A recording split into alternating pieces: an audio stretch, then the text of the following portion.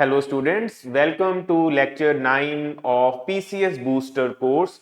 Topic for today's discussion is from environment, economy and you could say also science and tech. This is a emerging technology which is making headlines for all the right reasons. So we will be decoding green hydrogen as well as what are the other forms of hydrogen which are making headlines. So in this topic, you should have a clear-cut idea why green hydrogen is being pushed by government as well as globally. What are its pros and cons? What are the other types of hydrogens which are there? Because a specific question might ask you about a different color and then might try to link it with the source or whether what is exactly the process with it is being created. Already a couple of years back in UPSC, there were two questions from green hydrogen straight away. They had asked about specific industries and they have tried to link whether green hydrogen can be used as fuel by those industries as not. And the second was once again on glorification of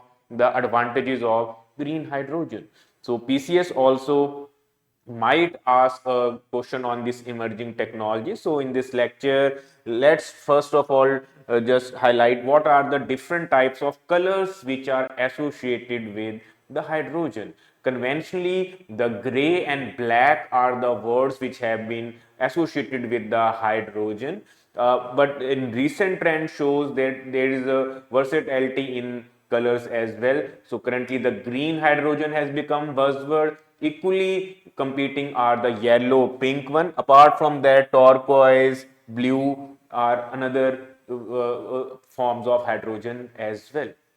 So basically, you have to understand that hydrogen has a great potential to be an alternative in the energy mix of any country. And in recent Independence Day speech as well, Prime Minister has talked about energy independence because continued reliance on fossil fuel has its own ramification currently in geopolitics as well. As you can see your Russian-Ukraine skirmishes, there is every possibility that at times you are at receiving end of a wrong policy. So green hydrogen could be a game changer if we are able to harness it qualitatively.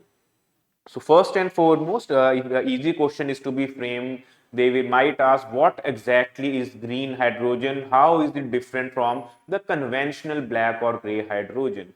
So basically, green hydrogen is prepared by electrolysis process in which we split the water into hydrogen and oxygen, as you could see on your screen. But the catch is instead of using fossil fuel for that energy for that breakup, you rely on clean form of energy, that is renewable energy. So basically we are trying to switch from fossil fuel to renewable energy, and all those processes which are not directly linked to greenhouse emission are called, you could say, clean forms of energy. So it's for straightforward definition, electrolysis of water using renewable energy is what green hydrogen is. Now coming to the main advantage, since post Paris Agreement in 2015, there is a moral pressure on majority of countries that they need to do a little more on the environmental front, and also we have seen the climate change event creating havoc. Even the frequency of disasters have increased manifold. So it makes all sense to transition safely from fossil fuels and just substitute it with the other options, like it could be a nuclear, it could be solar, it could be biofuels, it could be wind. So you should have a wide array of energy mix. Only then your economy can move at the desired pace. So the biggest advantage with the green hydrogen is that there are no direct greenhouse emissions whatsoever. Otherwise, in black or gray hydrogen, since fossil fuel was employed, it was touted as, you could say, a villain in the larger scheme of things. And the next point was asked in UPSC as well. So they are saying that applications in steel, mobility, fertilizer, and shipping. So larger message which this particular point is trying to convey is that this method is not just some emerging technology which will only cater to your personal need. It has potential to take the entire burden of core sector industries. These are all core sector industries which are contributing to your economic growth of country. So and currently these heavy sectors are associated with large emissions. So if you are using green hydrogen, there is every possibility that these major emissions from heavy core industries will be substantially toned down, and you will as a country emerge a more appropriate leader on climate front as well. So make sure this is not some light form of energy, it can take substantial burden.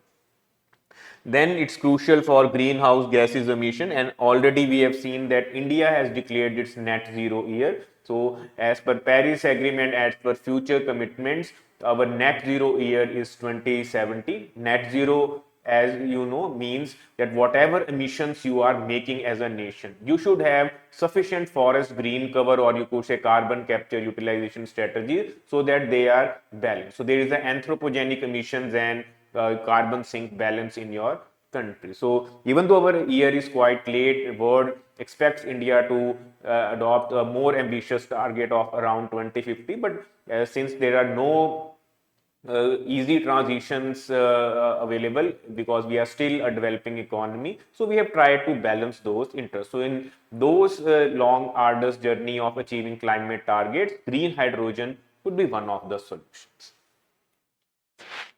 Now, what exactly is the government gamble? The government has invested heavily in this sector. They have already allocated record 19,744 crore. No need to mug up the exact amount, but roughly you can say almost 20,000 crores are on stake in promoting green hydrogen. Already there are a lot of plethora of initiatives as well, but the main part which you need to mug up is the target. What exactly, once you invest heavy amount, are you trying to achieve at particular year? So the target is straightforward: 5 million tons, 5 million metric tons is the exact word, MMT production is to be reached by SDG year of 2030. So more or less, if you are preparing lot of things, you might be coming across this year. So more or less the deadline year is on expected lines. Then coming to the requirement part, so if we want to achieve this target, roughly we will need to upscale our renewable energy, because green hydrogen production is directly linked to your renewable energy capacity, because for electrolysis of water you will have to rely on clean form of energy. So this is where the 125 gigawatt capacity comes into the picture. So we need to upscale. We are seeing a jump in solar, wind and biofuel sector. So hopefully we will be able to meet that energy needs. But the more important or harder part is the apprehension associated with green hydrogen. There are a lot of critics who support this form of energy, while others feel that it is a risky option, it has its downside as well. So let's have a quick overview over advantages and disadvantages. So first, let's start with the positive part. This is once again re-emphasizing it is a simple fuel cell system. It is not some out of box cutting edge technology like the, you could say, the fusion reactor, or you could say the criticality associated with the controlled fission reaction. It is a quite a, you could say, conventional technology which can be mastered on short notice. The second is that it has zero emitting system. So whenever from mains point of view you have to exaggerate, you could link it with INDC's Paris agreement, or you could say net zero theme, and you could safely claim that world needs clean form of energy, and this could be the solution which is can be employed in larger run. Apart from that, it is easy to transport. It byproducts are stable in nature, not going to pose too much of a complication. It is powerful. It can take load of, as we have emphasized earlier, of our core sector industry, whether it's fertilizer or you could say steel manufacturing or other forms of energy, and it can be stored safely as well. But coming to the second part of story, why green hydrogen has not made the impact despite being ambitiously announced and being promoted aggressively by various sectors. The first and foremost is the safety risk. As you could see on your screen, it is perceived as unsafe by a lot of quarter, and the reason for that is a historical event. As you could see, the Hindenburg syndrome. The Hindenburg was an airship which was used in 1930s. In 1937, it was using hydrogen, not green one, the normal hydrogen fuel cell, and it met with an accident. There was leakage, and eventually that airship was burned. And so all the individuals, they were all heavily charred to death. So it was a quite a tragic incident, almost of scale of Titanic. So since then, people have been quite pessimistic about the use of hydrogen, because this hydrogen is highly inflammable gas. It's difficult to store in the gaseous form, and then it does not carry smell as well. So basically, any leakage is not easy to detect. So you will have to add some chemical to detect such leakages. Then initially the high cost involved, the electrolyzer, it would be in short supply. The targets which you have said may not be met directly with the current carrying capacity. For creation of that electrolyzer, once again there would be reliance on some strategic rare earth elements.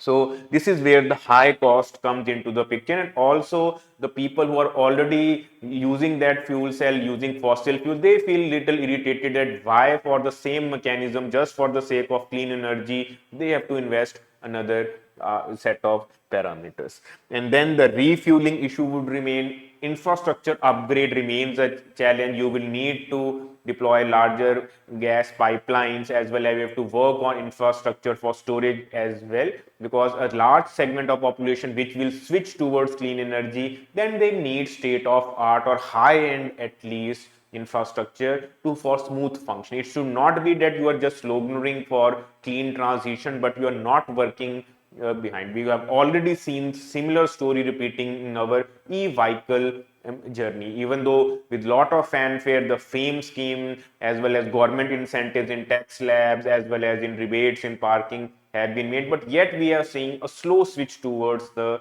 e-vehicle. So similarly, lot of investors feel that the on-board infrastructure is not up to the mark, and as a developing country we will definitely face lot of logistic challenges. So as you could see, the downside on this side as well has listed the infrastructure, its volatile nature, high initial capital intensive, high volume, which makes it not the best form of energy. So you can say it's a debatable theme, and it will only time will tell whether India will be able to meet that target of 5 million metric tons by 2030, even though the government is trying its best that it should be in the visible side.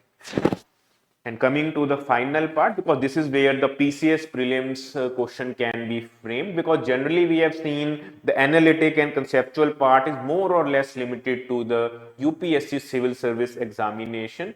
In state services, they tend to be a little conservative in their question framing. They tend to frame factual question in which there are no dispute, because generally in PCS, once you will appear, even next or in a couple of days, the answer key would be out, and they would ask for representation if you are not satisfied with particular question. So on that particular note, the green hydrogen question or types of hydrogen question can be one in which they like to experiment. So as you could see in the first slide, we had given you plethora of colors, right from black, gray, you could say blue, turquoise, pink, the most famous one solar and green. So you need to compare what are the sources. Apart from that, what exactly is the process. So this table is going to serve you much. So first foremost, the black and brown hydrogen currently are touted as villains, because they are produced by coal gasification. So directly you are employing fossil fuel.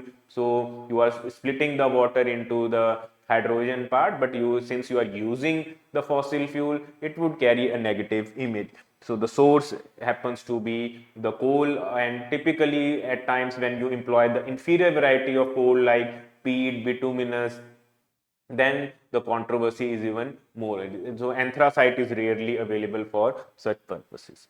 In gray hydrogen, they use the methane reformation process, and instead of coal, they employ the natural gas which is dominated by methane. So comparatively a better option, but still a long way to be accepted at global level. So basically the black, brown hydrogen you could say are the villains. Gray is just the comparative point. And from there on, the blue, turquoise, pink hydrogen, they are definitely getting the positive limelight they deserve. In blue hydrogen, even though the method is little complicated, even coal gasification, methane reformation, but since you are employing carbon capture, utilization, storage facilities as well, and you are creating a mechanism where there would be sequestration of carbon. So blue hydrogen comparatively has more on moral grounds higher standing than the black or gray, or you could say gray hydrogen. In turquoise, the method employed is pyrolysis. Pyrolysis we come across in chemistry, physics multiple times, even though the gas continues to be the methane, the marsh gas CH4. And the yellow one is missing here, though I am reiterating. In yellow hydrogen, the process will remain electrolysis, but the renewable energy is going to be solar only. So basically, yellow one is a definite part of green hydrogen in which you only rely on solar energy, as we have seen International Solar Alliance, One Sun, One World, One Grid initiatives launched by India with much fanfare. So we can say that the yellow hydrogen is also going to be in limelight in times to come. The pink hydrogen once again relies on the same electrolysis process, but here is the catch: it's employing the nuclear energy. And currently, in last 2 years, government has change of heart. It is now exploring small modular reactors, and it's quite confident that sodium cycle reactors might come into the picture sooner or later. And country controlled fission is rightly in our harness. And since private sector is also being invited to experiment with small modular reactors, so there is a possibility that pink hydrogen can be one of the themes in which government might adopt a little flexible attitude. And the final one, as the topic we have just discussed, the green hydrogen relies on electrolysis, and the main energy source continues to be broad plethora of choices. It could be solar, wind, biofuel, tidal, geothermal. It's up to them. It's broad categories, renewable energy. So you can say the last and the first lines have to be matched as per the question requirement, and you should be clear with that on the right side we have the comparatively better option, on the left side comparatively options which are not enjoy the wider public support as they should. So I hope in this short lecture we have are able to create some major differences why green hydrogen is essential for India's quest for being a developed nation, what are the basic advantages and disadvantages, and more importantly the types of hydrogen which are making headlines. So if you have any specific doubt which you feel has not been addressed, you can ask them in comment section. We will get back to you. So best of luck to all PCS aspirants once again. We'll be back soon with another value addition lecture catering to the syllabus. Thank you very much.